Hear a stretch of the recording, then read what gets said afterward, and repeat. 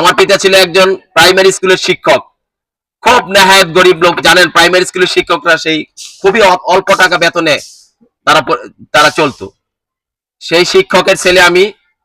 গরিব এবং দরিদ্র মানুষের সাথে মানুষের কি কি দুঃখ অভাব, জামাত ইসলামী কখন ক্ষমতা যাবে, জামাত ইসলাম কখন নেতা হবে, এই সেই আশায় কিন্তু মানুষের কাছে থাকে না। জামাত ইসলামের কার্যক্রমের একটা অংশই হচ্ছে সমাজের হতদরিদ্র এবং গরিব মানুষের পাশে থাকা। জামাত ইসলাম কি ইতিপূর্বে আপনাদের পাশে ছিল কিনা? যদি থেকে থাকে তাহলে আজকে যারা আমরা এসেছি আপনাদেরকে কথা দিতে পারি, বিশেষ করে আমি কায়েতপাড়া ইউনিয়নের চেয়ারম্যান পদপ্রার্থী।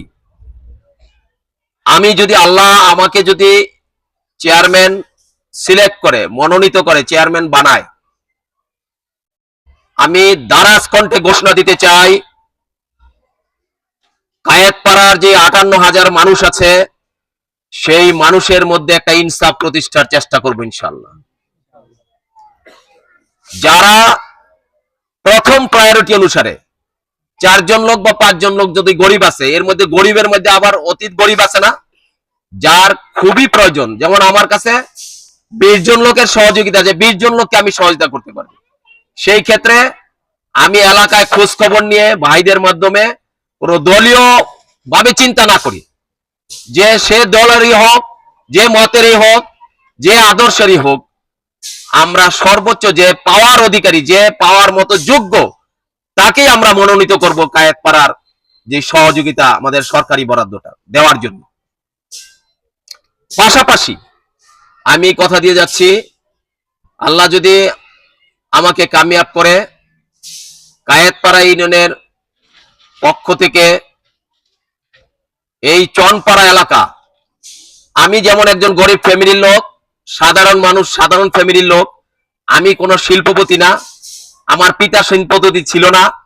আমার পিতা ছিল একজন প্রাইমারি স্কুলের শিক্ষক, খুব নেহায়েত গরিব লোক। জানেন প্রাইমারি স্কুলের শিক্ষকরা সেই খুবই অল্প টাকা বেতনে তারা চলতো। সেই শিক্ষকের ছেলে আমি। গরিব এবং দরিদ্র মানুষের সাথে মানুষের কি কি দুঃখ অভাব সেটা আমি বুঝি, আমিও নিজে সেই অভাব ফিল করেছি। আমি কথা দিচ্ছি যে চনপাড়া এলাকার মানুষদেরকে, যারা গরিব সাধারণ, আমি যদি নির্বাচিত হই, তাদেরকেই সর্বোচ্চ অগ্রাধিকার দেওয়া হবে ইনশাআল্লাহ। আল্লাহ আমাকে কামিয়াব করলে যেই কথাটা আপনাদেরকে বললাম সেই কথাটা যেন আমাকে পালন করার তৌফিক দান করেন। এই অঙ্গীকারটা আপনাদের সাথে যেমন করতেছি, আমরা যারা জামাত ইসলাম করি, আমাদের প্রত্যেকটা কথা আমরা মনে করি আমার মহান রাব্বুল আলামিন আমার কথাগুলো, ওয়াদাগুলো, প্রতিশ্রুতিগুলো শুনতেছেন। আমি রাব্বুল আলামিনের কাছে প্রতিশ্রুতিবদ্ধ যে চনপাড়া এলাকার জন্য, হতদরিদ্র মানুষের জন্য কায়েতপাড়ার ইউনিয়ন পরিষদ সবসময় উন্মুক্ত থাকবে ইনশাআল্লাহ। রাব্বুল আলামিন আমরা যারা এসেছি আমাদের সবাইকে কবুল করুন। যে মানব সেবামূলক যে কার্যক্রমটি চলছে সেটি অব্যাহত থাকুক। সে কার্যক্রমে যদি কোনো সহযোগিতার প্রয়োজন পড়ে ইনশাআল্লাহ আমরা প্রস্তুত আছি।